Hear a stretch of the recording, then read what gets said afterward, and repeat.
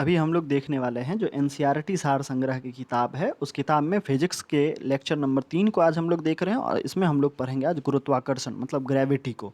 ठीक है, ये लेक्चर बहुत ही ज़्यादा इंपॉर्टेंट है।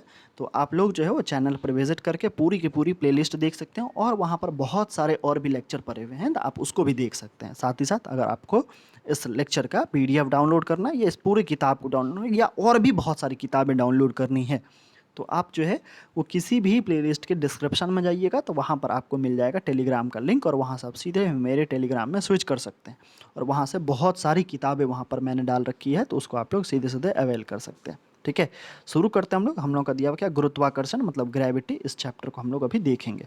बहुत ही इंपॉर्टेंट चैप्टर है, तो हम लोगों को इसको अच्छे से समझते हुए चलना है। दिया पृथ्वी पर पलायन वेग जो है वो कितना है, तो ये 11.2 किलोमीटर पर सेकेंड है। मतलब अगर इस वेग से ऊपर के स्पीड से हम लोग जा रहे हैं तभी हम लोग पृथ्वी के गुरुत्वाकर्षण से बाहर निकल पाएंगे, नहीं तो हम लोग पृथ्वी के गुरुत्वाकर्षण से बाहर नहीं निकल पाएंगे। ठीक है, फिर दिया यदि चक्कर लगाते हुए अंतरिक्ष यान से एक सेब को छोड़ दिया जाए तो उसकी गति क्या होगी।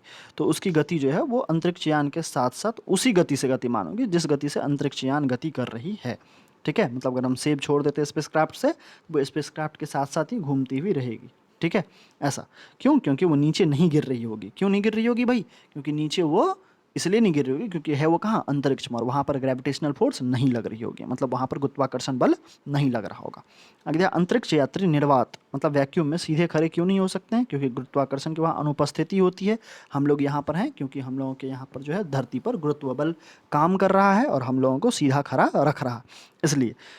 आगे अगर हम लोग बढ़ जाएं, दिया हुआ लिफ्ट में बैठे हुए व्यक्ति का भार कब सर्वाधिक महसूस होता है, तो जब लिफ्ट जो है त्वरित गति से ऊपर की ओर जा रही होती है, तो वहाँ पर हम लोगों को भार सबसे ज़्यादा लग रहा होगा। क्यों, क्योंकि जितना ऊपर जाएंगे ग्रेविटेशनल पुल हम लोगों को उतना ही ज़्यादा खींच रहा होगा नीचे की तरफ।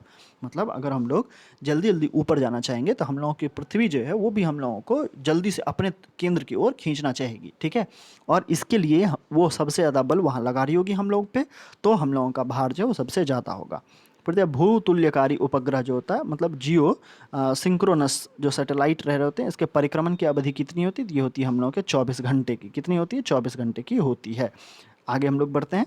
आगे हम लोगों का दिया हुआ है क्या, आगे हम लोगों का दिया हुआ है कि यदि पृथ्वी और सूर्य के मध्य की दूरी को द्विगुनी कर दी जाए तो सूर्य द्वारा पृथ्वी पर गुरुत्वाकर्षण बल कितना लगेगा, तो अभी जितना लग रहा है उसका 1/4 गुना। क्यों लगेगा, क्योंकि ये इसके वर्गमूल के व्युत्क्रमानुपाती होता है, बस इसलिए लगेगा। ठीक है, आगे यदि देखें तो पृथ्वी के चारों ओर परिक्रमा कर रहे जो कृत्रिम उपग्रह है, आर्टिफिशियल सैटेलाइट है, ये पृथ्वी पर नहीं गिरते हैं। क्यों, क्योंकि ये पृथ्वी पर त्वरण के कारण नहीं गिर रहे होते हैं। ठीक है, ऐसा है यहाँ पर हम लोगों का। आगे अगर देखें, एक भू उपग्रह मतलब जियो सैटेलाइट जो होता है वो किस बल के प्रभाव से अपने कक्ष में निरंतर गति करते रहता है, तो अपकेंद्रीय बल के कारण। मतलब ये हम लोगों का एक वो धरती है और उसके चारों तरफ बहुत सारे हम लोग के उपग्रह लगाए, तो धरती उसको अपने ग्रेविटेशनल पुल के कारण पकड़े हुए रहती है, मतलब अपने से बाहर जाने नहीं दे रही होती है। ठीक है, तो वो अपकेंद्रीय बल के कारण जो घूम रहा होता है। इसके अलावा देखें हम लोग मतलब सेंट्रीपेटल फोर्स के कारण घूम रहा होता है। फिर दिया चंद्रमा की सतह पर पलायन वेग जो है वो पृथ्वी की सतह की अपेक्षा कम होती है। क्यों, क्योंकि चंद्रमा की त्रिज्या जो है पृथ्वी की त्रिज्या से कम होती है। और हम लोग जानते हैं, जब हम लोग पढ़ेंगे ये क्राउन वाला जो आप लोग पढ़िएगा जीके को, वो जो कि जस्ट अभी चलने ही वाला है, इस पूरे के पूरे इस सीरीज को, सार संग्रह सीरीज खत्म होने के बाद उसी को हम लोग शुरू करेंगे, क्राउन सामान्य ज्ञान को ही। तो उसमें हम लोग पढ़ेंगे क्या कि हम लोगों का ये जो गुरुत्वाकर्षण बल रहता है ये डिपेंड कर रहा होता है किस चीज़ पे, डिपेंड कर रहा होता है मास पर। ठीक है, तो जिसका जितना ज़्यादा मास रहेगा वो उतना ही ज़्यादा ग्रेविटेशनल फोर्स जो है वो अप्लाई कर रहा होगा दूसरे पर।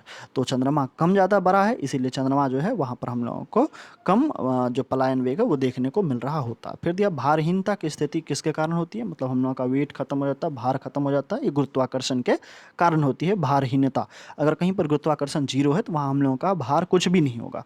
आगे, एक लड़की झूले पर बैठी स्थिति में झूला झूल रही है, उस लड़की के पीछे खड़े हो जाने पर आवर्तकाल पर क्या प्रभाव होगा, तो आवर्तकाल जो है वो कम हो जाएगा। अगर वो पीछे लड़की उस लड़की के वो लड़की अगर खड़ी हो जा रही है तो क्या होगा, वहाँ आवर्तकाल जो है वो कम हो जाएगा, मतलब जल्दी जल्दी जो है वो झूलना वो शुरू हो जाएगी उस लड़की के द्वारा। ठीक है, अगर वो बैठी हुई है तो उसको ज़्यादा टाइम लग रहा हो झूलने में, जबकि खड़ा हो जाएगी तो वहाँ उसी टाइम में वो ज़्यादा बार जो है वो आगे पीछे जा रही होगी। फिर दिया है लोलक की लंबाई बढ़ जाने पर क्या होगा, अभी तुरंत हम लोग देखे हैं, आदमी अगर बैठी हुई है और वो खड़ी हो जा रही है तो क्या होता है, स्पीड बढ़ जा रहा है, तो बस सेम यही चीज़ होगा हम लोगों का। लोलक की अगर लंबाई बढ़ जा रही होती है तो वो क्या होगी, गर्मी में धीरी हो जाएगी और शीतकाल में जो है वो काफ़ी जल्दी जल्दी चलना शुरू हो जाएगी।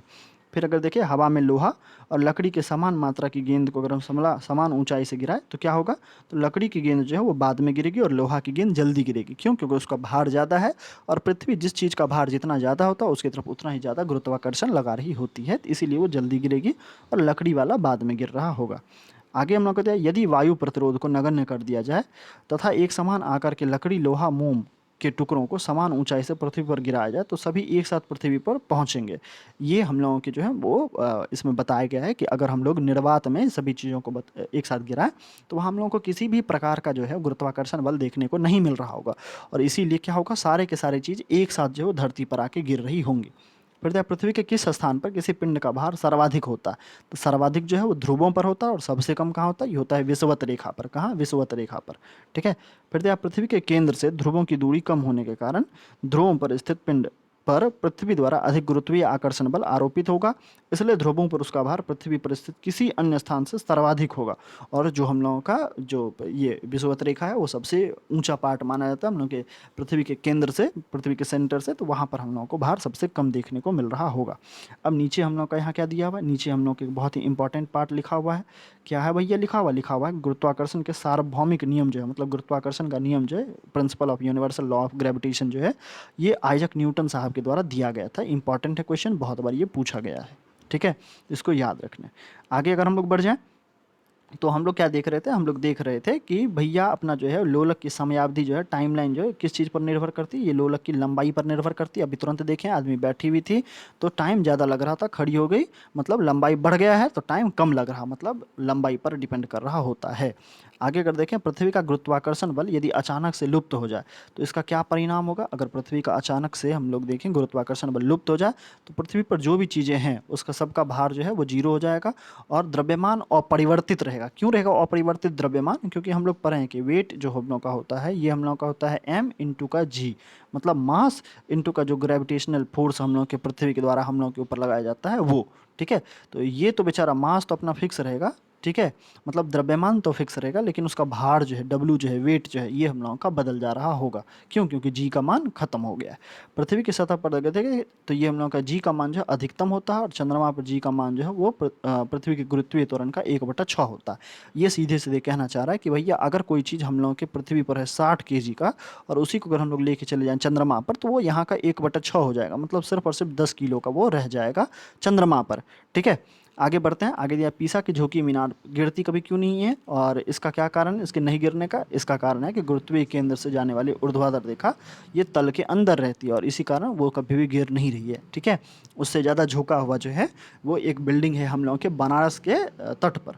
ठीक है, लेकिन वो भी नहीं गिर रही है। आगे दिया हो यदि कोई वस्तु ऊपर से गिराई जाती है तो उसके भार पर क्या प्रभाव पड़ेगा, तो वस्तु का भार जो है वो अपरिवर्तित रहेगा अगर ऊपर से गिर रही है तो। ठीक है, आगे हम लोग का यदि नीचे से जा रही है तो ऊपर जाते टाइम वो सर्वाधिक रहेगी। अगर जब हम भूमध्य रेखा से ध्रुवों की ओर जाते हैं तो जी का मान क्या होता है, भूमध्य रेखा से यदि ध्रुव की ओर जाते हैं तो जी का मान बढ़ता है। क्यों? क्योंकि वहाँ पर पृथ्वी की मोटाई घटते चलती है इसलिए। फिर इधर चक्रीय झूले पर झूलते समय व्यक्ति को बाहर की ओर धक्का क्यों महसूस होता है? ये होता है अपकेंद्रीय बल के कारण। किसके बल के कारण? अपकेंद्रीय बल के कारण। ठीक है, आगे दिया हम लोग को कि विभिन्न द्रव्यमान वाले दो पत्थर एक साथ किसी इमारत की छत से गिराए जाते हैं तो जमीन पर कौन पहले पहुंचेगा, तो जमीन पर जो है दोनों ही पत्थर एक साथ जमीन पर पहुंच रहे होंगे। क्यों? क्योंकि यहाँ हम लोग का विभिन्न द्रव्यमान दिया हुआ, क्या दिया हुआ? विभिन्न द्रव्यमान वाले। ठीक है, इसलिए आगे हम लोगों का दिया हुआ क्या कि और यहीं अगर हम लोगों से पूछ लिया जाता कि भैया अगर हम लोगों के अलग अलग वजन वाले गिर रहे हैं तो हम लोग कह रहे होते हैं कि क्योंकि सबका वजन हम लोगों का अलग अलग है इसीलिए जो सबसे ज़्यादा भारी होगा वो हम लोग के पृथ्वी पर उतना ही जल्दी गिरेगा। आगे हम लोगों को दिया यहाँ पर क्या गुरुत्वाकर्षण और गुरुत्व के बहुत सारे उदाहरण हम लोगों को यहाँ पर देखने को मिल रहे हैं।